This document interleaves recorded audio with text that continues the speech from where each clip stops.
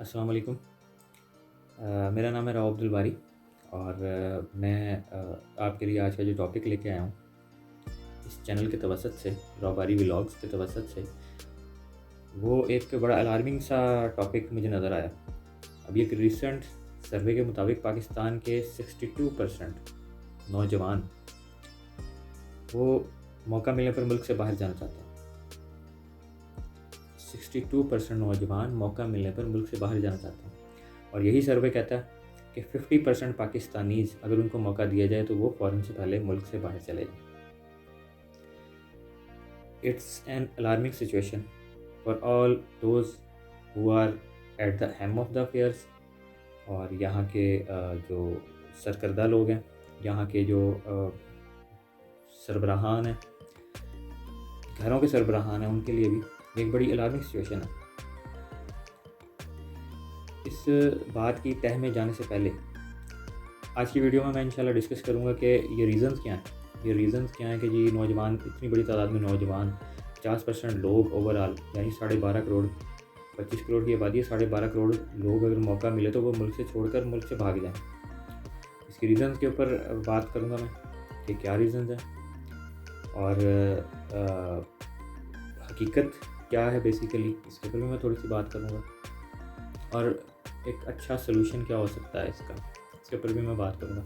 लेकिन इस सारी डिटेल में जाने से पहले मैं आपसे रिक्वेस्ट करूँगा, जिन दोस्तों, बुज़ुर्गों, बहन भाइयों ने अभी तक मेरा चैनल सब्सक्राइब नहीं किया वो मेरे चैनल को सब्सक्राइब करें ताकि उन्हें हर नई आने वाली सोशो इकनॉमिक पॉलिटिकल कॉन्शियसनेस से भरपूर वीडियो उन्हें फ़ौरन मिले। बेल आइकन के बटन को प्रेस करना भी ना भूलिएगा।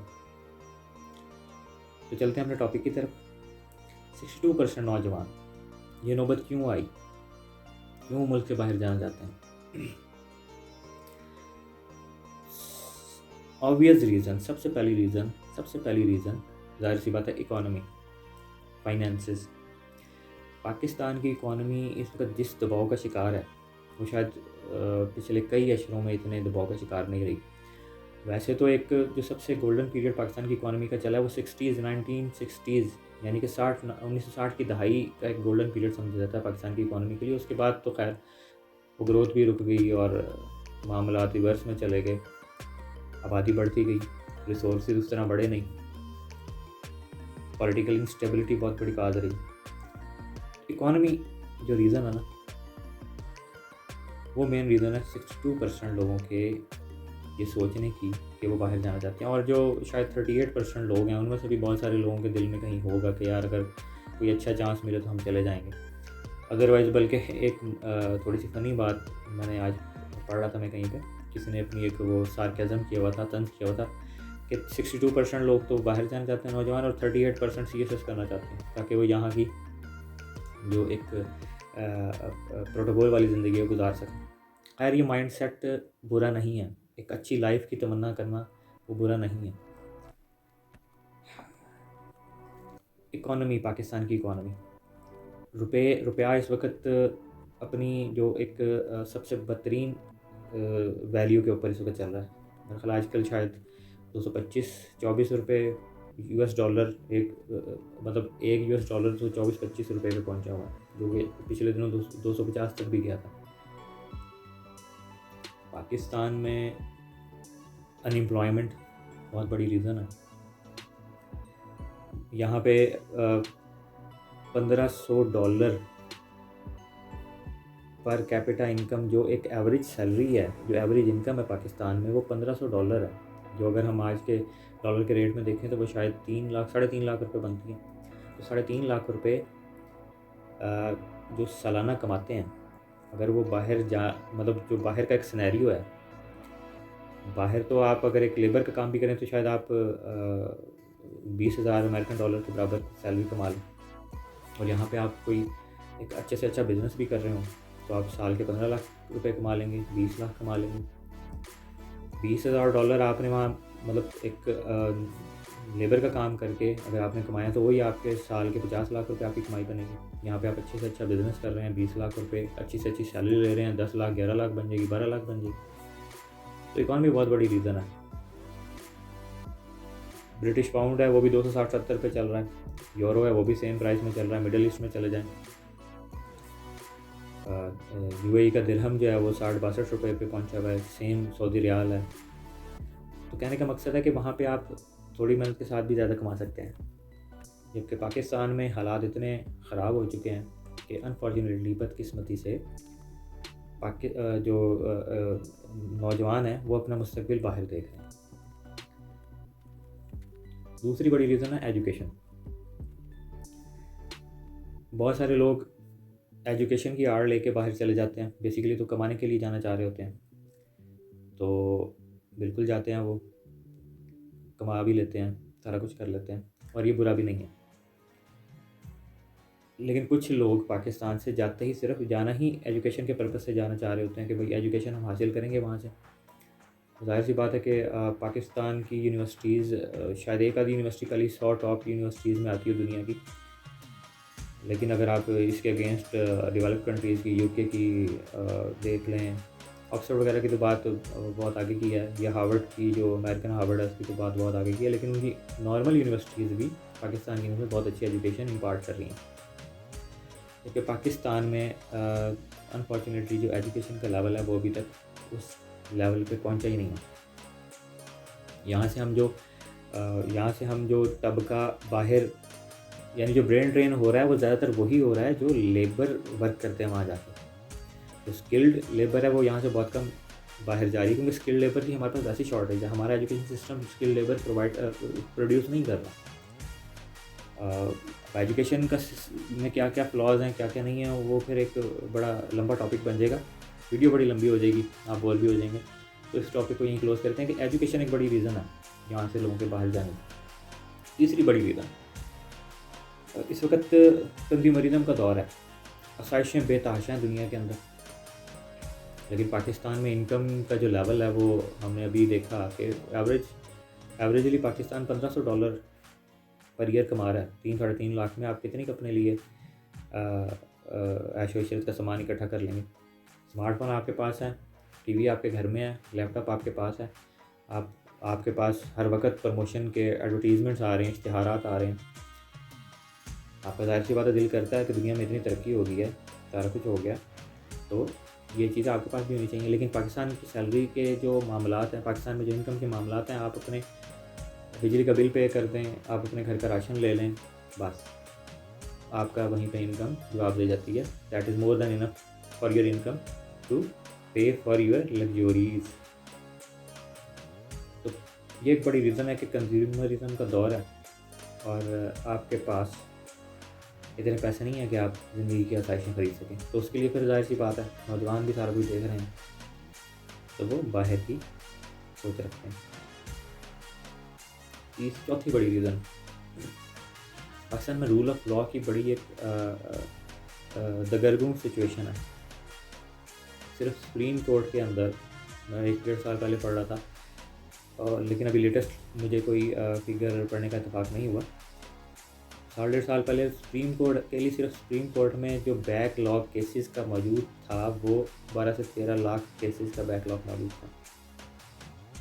आप किसी गवर्नमेंट के ऑफिस में चले जाएं, और स्पेशली किसी क्लैरिकल स्टाफ से, ज़ाहिर है कि जो पब्लिक मिलती है वो क्लैरिकल स्टाफ से मिलती है, तो क्लैरिकल स्टाफ से आपको मिलने का इत्तेफाक हो तो आपको कुछ ना कुछ उनकी you have to grease their palms, आपको कुछ ना कुछ दे के अपना काम करवाना पड़ता है। अभी पिछले दिनों मेरा पटवार ऑफिस में जाने का इत्तेफाक हुआ, बड़ा ही वर्स्ट मेरा एक्सपीरियंस रहा। आपकी बात ही नहीं सुनते हैं, अगर आपने उनकी मुट्ठी गर्म नहीं की तो वो आपकी बात ही नहीं सुनेंगे, आप काम उलझा देंगे। तो पाकिस्तान में जो रूल ऑफ लॉ है उसकी कंडीशन बहुत ख़राब है। इसके बाद जो रीज़न है वो गवर्नमेंट की क्लियर पॉलिसी नहीं है। गवर्नमेंट की कोई क्लियर पॉलिसी नहीं है कि जो नौजवानों को अपनी तरफ अट्रैक्ट करती हो। कामयाब जवान प्रोग्राम फॉर एग्जांपल अगर दे दिया तो वो लोन है, नौजवानों को नहीं पता भाई हमने कहाँ पैसा लगाना, कैसे लगाना, निकालना कैसे। एजुकेशन सिस्टम के ऊपर तो हम ऑलरेडी बात कर चुके हैं कि वो एजुकेशन सिस्टम हमारा एक किस्म का रट्टा बेस्ड सिस्टम है, वो एनालिटिकल माइंड्स पैदा नहीं कर रहा। एक किस्म की वो भी सहूलत नौजवानों को मुझे नहीं है कि वो अपने तौर पर इनिशिएटिव ले सकें। दूसरी तरफ इंडस्ट्री की अगर हम बात करें बिज़नेस की अगर हम बात करें, कैन यू इमेजिन कि पाकिस्तान से गवर्नमेंट चेंज होने के बाद पिछले 8-9 माह में 150 टेक्सटाइल मिल्स पाकिस्तान में क्लोज़ हो चुकी हैं।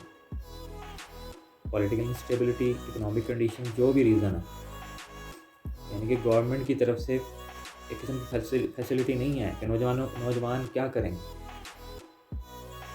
इंडस्ट्री आपकी क्लोज़ हो रही है, अनएम्प्लॉयमेंट आना तो एक अलग इशू है ना, उसकी वजह से अनएम्प्लॉयमेंट कितनी आई होगी, कितने लोगों के चूल्हे बंद हुए होंगे, कितने घरों के, वो तो एक अलग सिचुएशन है। लेकिन गवर्नमेंट की तरफ से फैसिलिटी होती तो ये इंडस्ट्री बंद ना होती। अब उन इंडस्ट्रीज़ जो बंद हुई हैं उनकी वजह से कितने बिजनेसेस बंद हुए होंगे, ये भी एक अंडरस्टूड बात है।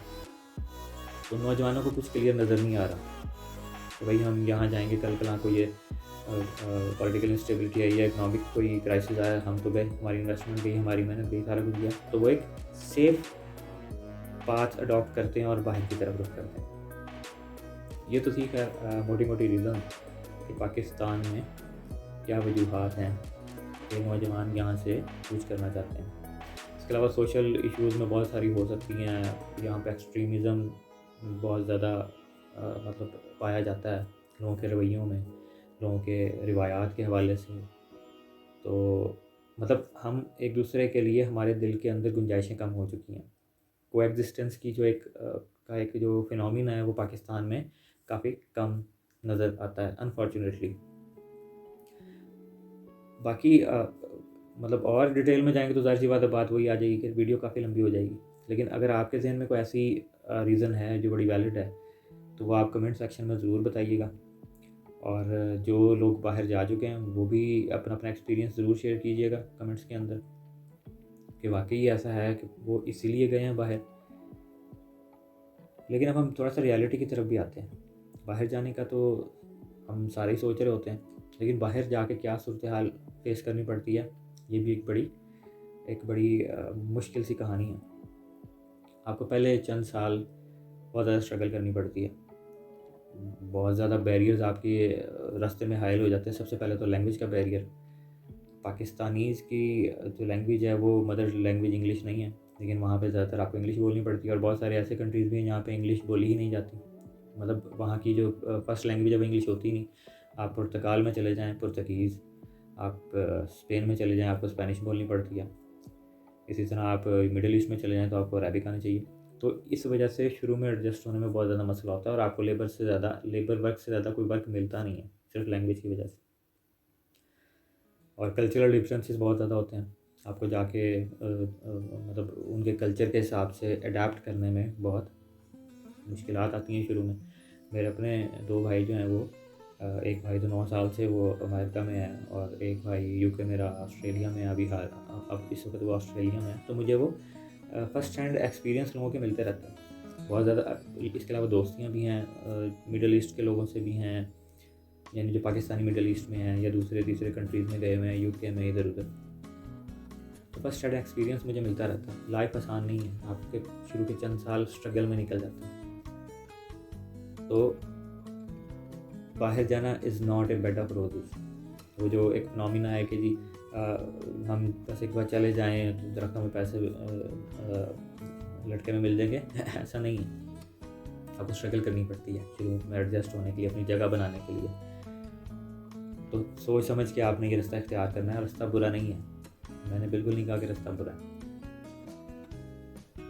सोल्यूशन क्या हो सकता है? सोल्यूशंस की तरफ हम इन डिटेल में फिर कभी जाएंगे, वीडियो की लेंथ बहुत ज़्यादा हो जाएगी, मैं फिर यही जिक्र कर रहा हूँ। सबसे बेस्ट सोल्यूशन मेरी नज़र में ये है कि बिल्कुल आप बाहर जाएं, आपका हक बनता है। स्पेशली जब पाकिस्तान की कंडीशन अच्छी नहीं है तो उस वक्त तो जाना बहुत ज़्यादा ज़रूरी है। वैसे भी जाना बुरा नहीं है, पाकिस्तान की कंडीशन अच्छी भी हो तो जाना बुरा नहीं है, लेकिन इस वक्त पाकिस्तान को बहुत ज़्यादा ज़रूरत है कि पाकिस्तान की जो मेन इशू है वो करंट अकाउंट डेफिसिट का है। पाकिस्तान के पास डॉलर के आने की शरह और जाने की शरह में बड़ा डिफरेंस है। आने की शरह बहुत कम है और जाने की शरह बहुत ज़्यादा। और आपको हर चीज़ के लिए डॉलर चाहिए, बाहर से आपने कुछ मंगवाना है, बहुत सारी चीज़ें तो आती सिर्फ बाहर से। आपका जो स्पेशली आपका जो तेल है, जो आपका फॉसिल फ्यूल्स है, पेट्रोल डीजल वगैरह, ये तो आता ही बाहर से। और सबसे ज़्यादा बिल भी इसी का बनता है, इंपोर्ट का बिल। गालबन 22 अरब डॉलर जो है पिछले साल इंपोर्ट का बिल रहा है पाकिस्तान का। तो पाकिस्तान में फ़ॉरेन जो एक्सचेंज का पैसा है वो आना बहुत ज़रूरी है। और ओवरसीज़ पाकिस्तानीज़ का मैं तहे दिल से शुक्रिया भी अदा करूँगा कि उनकी वजह से हमारा जो एक उसका गैप है करंट अकाउंट डेफिसिट का, वो काफ़ी कम हो जाता है। पिछले साल रिकॉर्ड रेमिटेंसेस रही हैं $32 बिलियन, और इस साल गवर्नमेंट चेंज होने के बाद अभी तक मेरे ख्याल $20 अरब आ चुके हैं 9-10 महीने के अंदर। तो ये हमारे लिए बहुत ज़रूरी है, हमारे लिए ऑक्सीजन है रेमिटेंसेस। लेकिन बाहर जाएं, सारा कुछ करें, लेकिन वापस पाकिस्तान में पैसा ज़रूर है। पाकिस्तान की तरफ आपकी रिस्पॉन्सिबिलिटी बनती है। पाकिस्तान वो मुल्क है जिसने आपको पैदा किया। यहाँ पे आपकी आने वाली नस्लों ने परवान चढ़ना है। आपके अजीज़ रिश्तेदार, आपके चाहने वाले, ये सारे पाकिस्तान में ही रहते हैं। पाकिस्तान डिज़र्व करता है कि उसको अच्छे लोग मिलें, उसकी इकॉनमी अच्छी हो। पाकिस्तान डिज़र्व करता है। पाकिस्तान को ऑन करने की ज़रूरत है। पाकिस्तान को ऑन करें, पैसा पाकिस्तान में लाएं, पाकिस्तान की इंडस्ट्री में लगाएं। बहुत ज़्यादा स्पेस है पाकिस्तान की इंडस्ट्री के अंदर। जिसे कहते हैं गोल्ड रश वाला पीरियड जो है वो पाकिस्तान की इंडस्ट्री, पाकिस्तान के बिज़नेस में है। वो कहते हैं जी कि पाकिस्तान में सुई तक नहीं बनती, तो सुई बनाए ना जी, सुई बनानी चाहिए। यानी कि जिस चीज़ में स्पेस हो, पैसा तो वहीं से बनता है। बाहर के मुल्क में आप इंडस्ट्री में इन्वेस्ट करें तो आपको बहुत टफ कंपटीशन मिलेगा, आपको बहुत ज़्यादा पैसा चाहिए। उसके अंदर पाकिस्तान की इंडस्ट्री में आपको बहुत कम पैसा चाहिए इन्वेस्ट करने के लिए, और आपका सर्कल शुरू हो जाएगा। और रिटर्न जो सबसे ज़्यादा है वो इंडस्ट्री में ही। बिज़नेस में सबसे अच्छा रिटर्न है, बिज़नेस में बहुत ज़्यादा स्पेस है। बिज़नेस करें, अच्छे लेवल का बिज़नेस करें। टेक इंडस्ट्री में पाकिस्तान में बहुत ज़्यादा स्पेस है। स्टार्टअप्स क्रिएट करें।